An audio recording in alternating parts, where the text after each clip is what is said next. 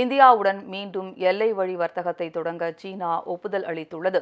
அண்மையில் இந்தியா வந்த சீன வெளியுறவு அமைச்சர் வாங் யி உடன் இந்தியா தரப்பில் பேச்சுவார்த்தை நடத்தப்பட்டது.